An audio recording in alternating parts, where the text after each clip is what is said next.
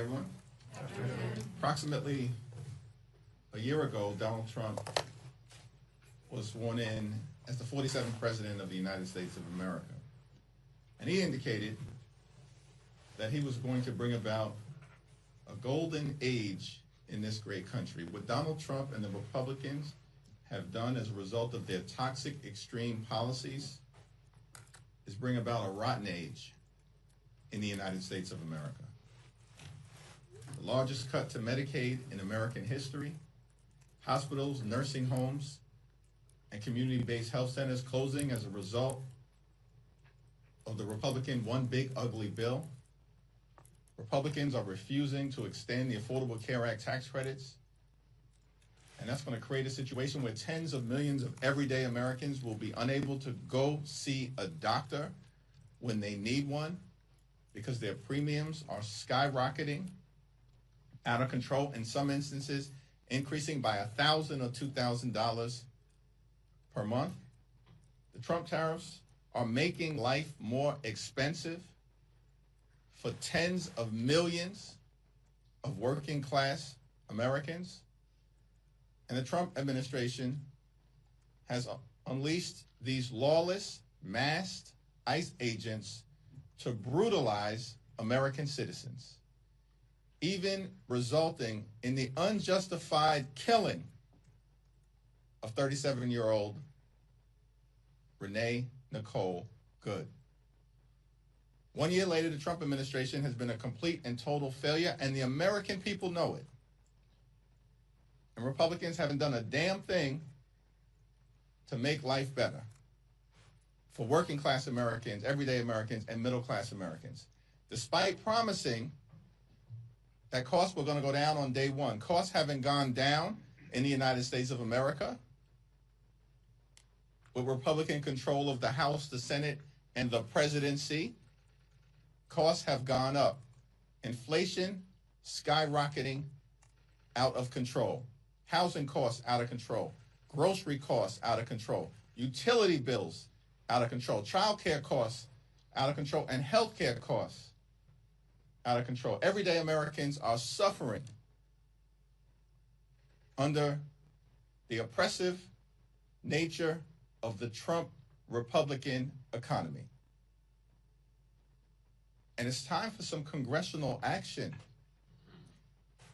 to actually keep your word as Republicans based on what you said you would do, which is to focus on addressing the high cost of living in this country. Instead, Republicans have consistently focused on rewarding their billionaire donors with massive tax breaks, and then engaging out of 1600 Pennsylvania Avenue, the largest pay-to-play scheme in the history of the country. It's disgusting, and the American people know it. Questions? Thank you, Mr. Leader. Today, Congressman Thanedar said that he plans to introduce legislation to abolish ICE. How comfortable are you with members of your party pushing this?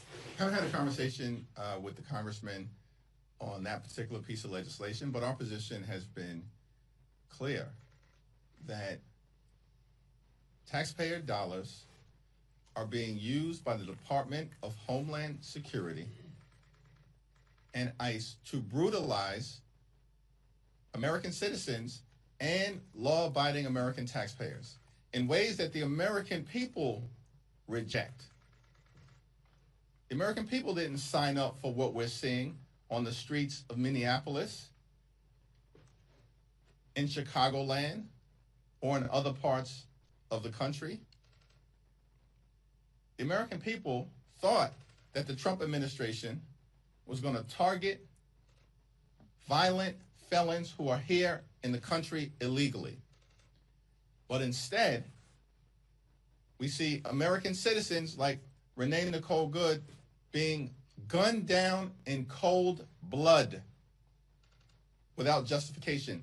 Taxpayer dollars are being used by the Department of Homeland Security and ICE to unleash extremism on the streets of America by individuals who are showing depraved indifference to human life. That's what we're seeing. That's what the American people are seeing. And the American people don't want their taxpayer dollars used in that fashion. And so as we approach the appropriations process related to Homeland Security funding, Democrats in the House and the Senate have demanded changes to the way in which ICE conducts itself, such that it falls into line with the standards, protocols, and behavior of every other law enforcement agency in the United States of America. ICE cannot conduct itself as if it's above the law. In America, no one is above the law. And these claims of absolute immunity are insane, absurd, and completely unfounded in law or in fact. Thank you, Mr. Leader. So the Supreme Court today effectively gave candidates the right to sue to challenge voting laws that they disagree with. Considering how Republicans have continuously called for election reform, do you have any concerns that there could be a flurry of lawsuits brought by Republicans ahead of 2026, ahead of the 2026 midterms, challenging voting laws in different states? We're assuming that Republicans are going to do everything possible to prevent a free and fair election from taking place in November of 2026. Why? Because Republicans know that if a free and fair election takes place, they're losing.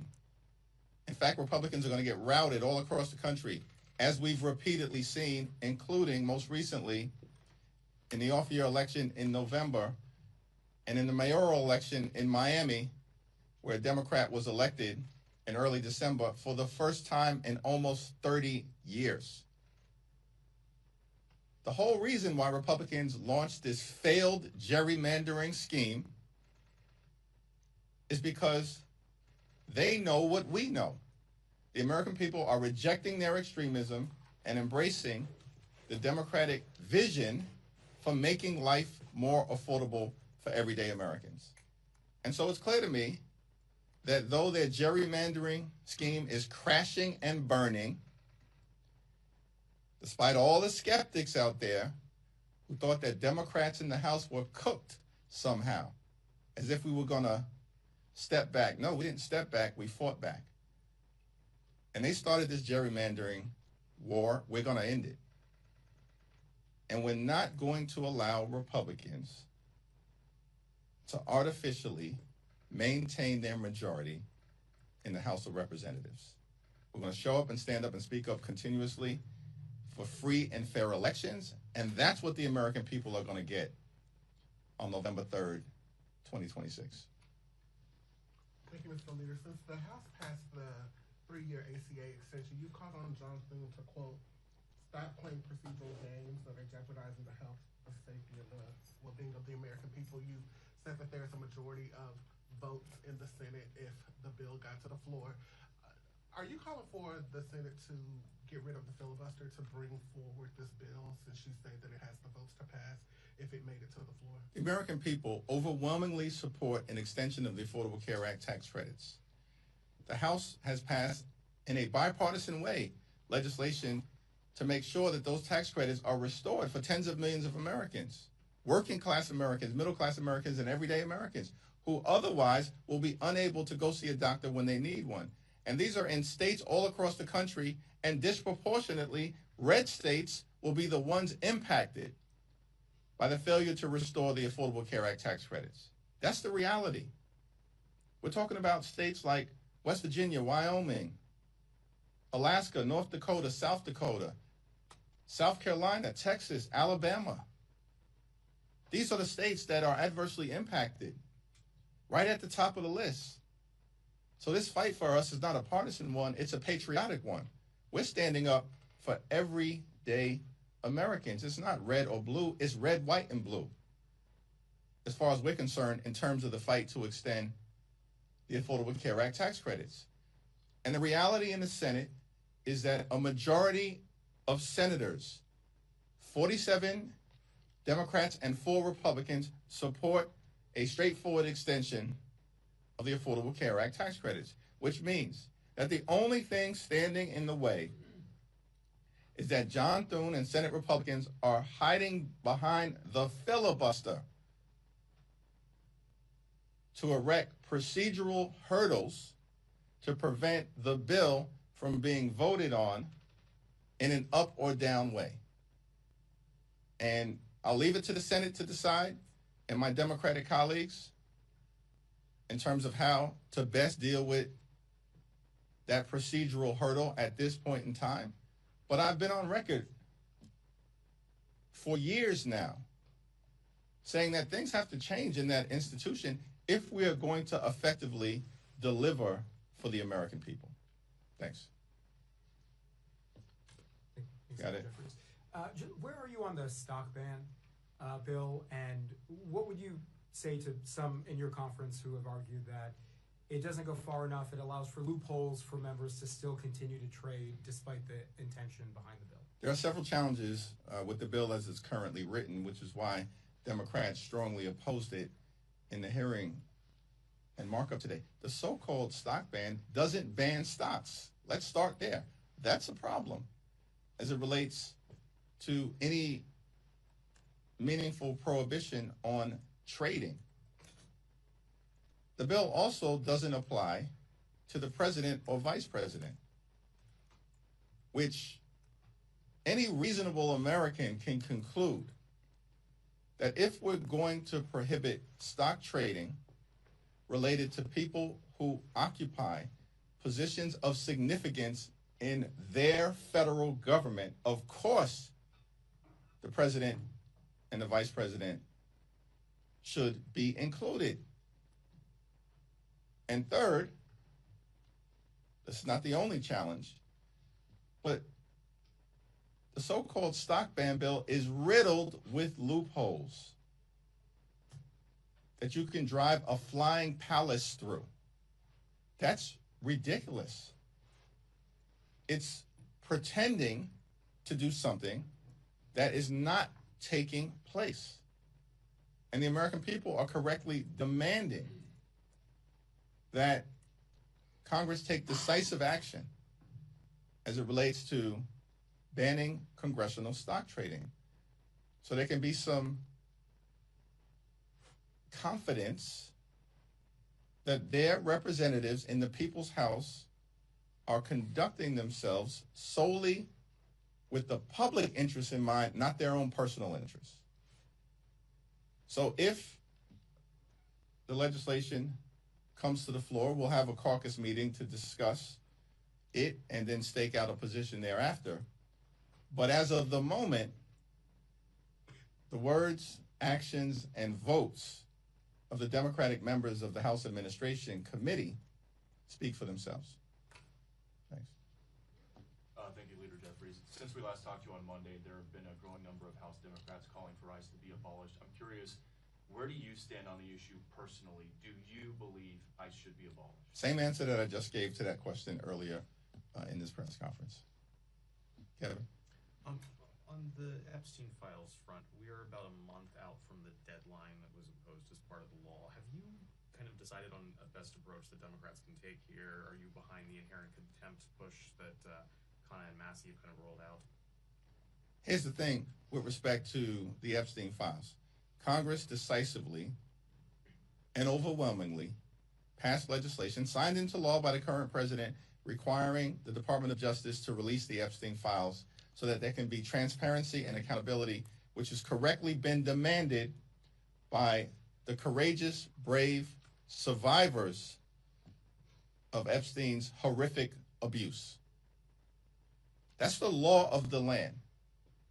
But the Department of Justice, led by the current Attorney General, have failed to comply with the law.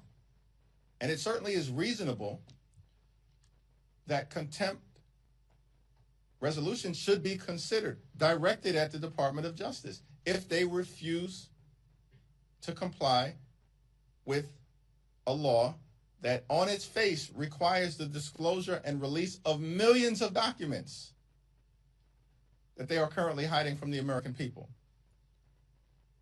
I think to date they've released about 13,000,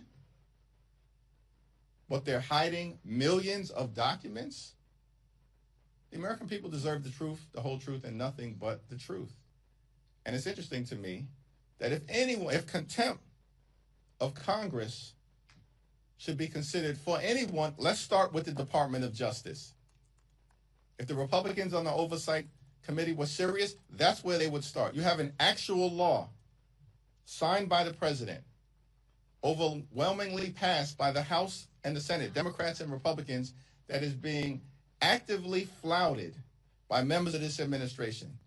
You want to consider contempt for anyone? Start there.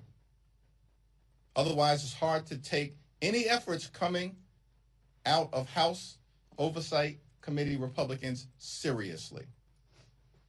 Thanks. Congressman Crow said today that he and other Democrats who were part of that Don't Give Up the Ship video in November have been contacted by the DOJ since then. How are you counseling those folks about handling the outreach? Do you think they should cooperate with DOJ? Well, that's going to be a decision made between the members of Congress and their legal representation. We're going to make sure that they have the highest quality legal representation. We stand firmly behind them. They did nothing wrong. These members of Congress did not violate the law.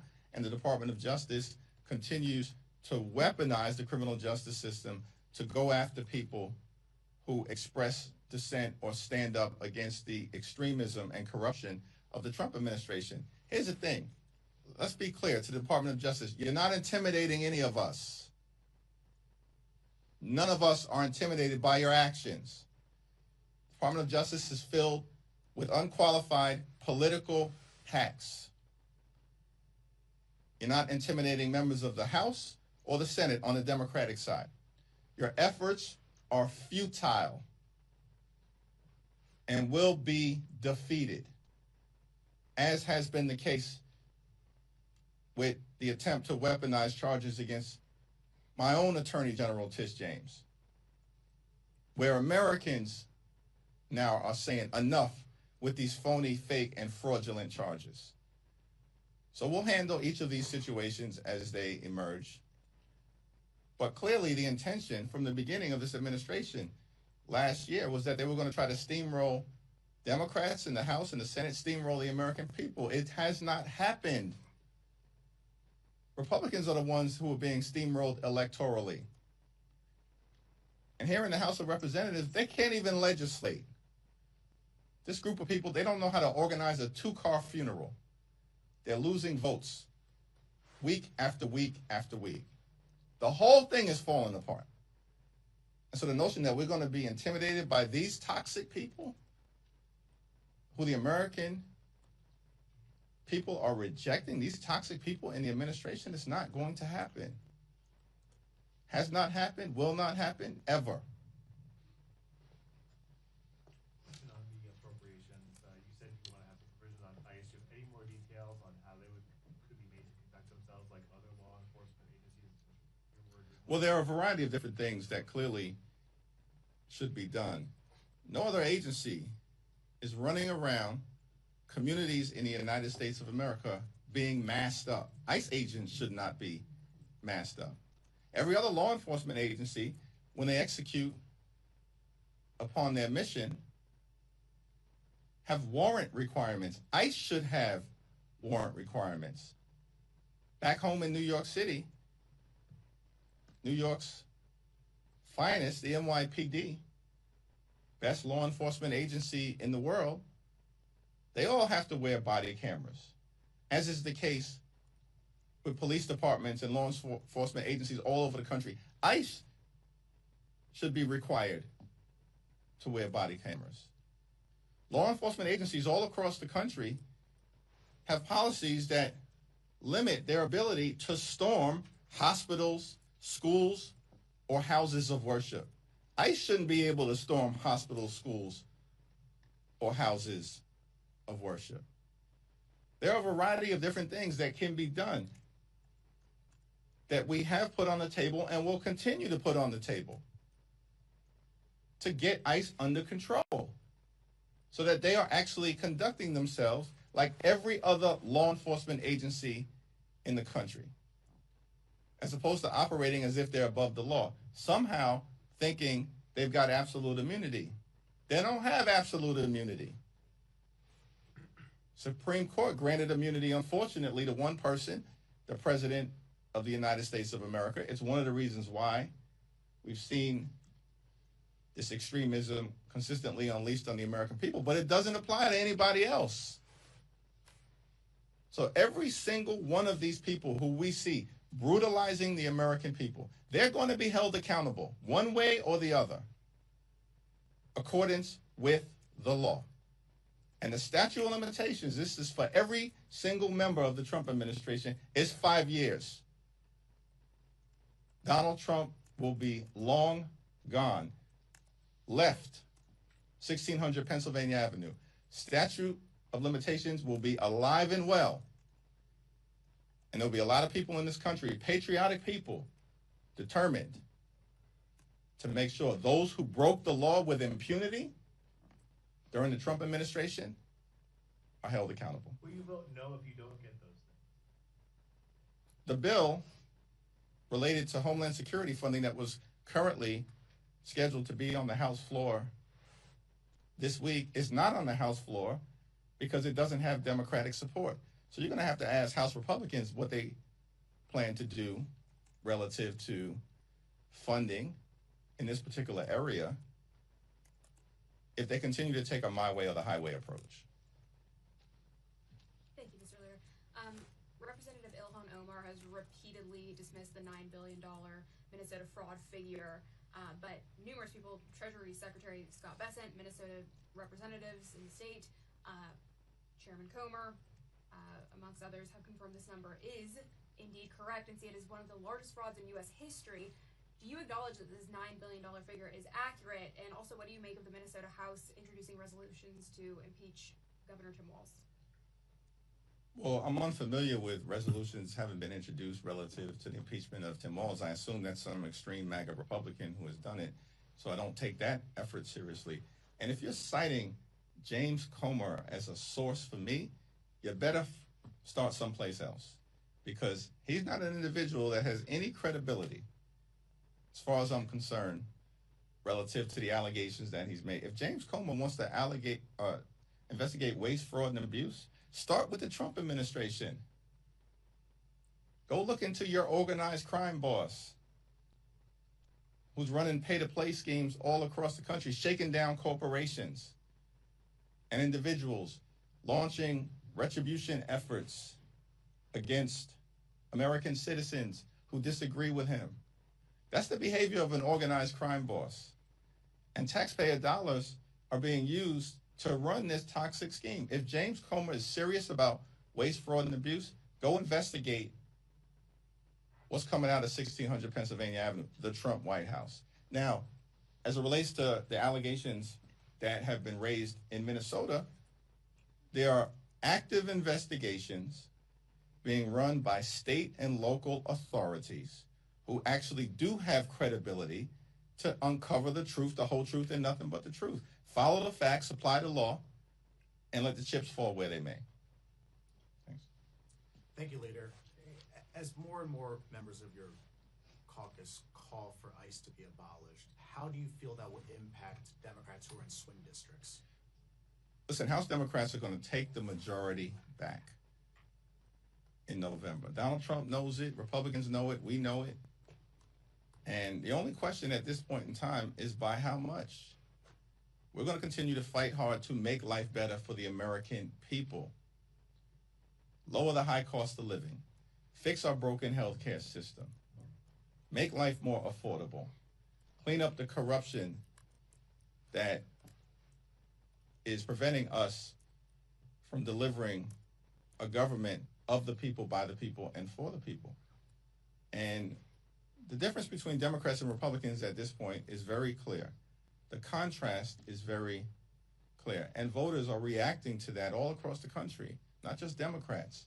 Independents, swing voters, and traditional Republicans are recoiling at what they are seeing from the Republican Party.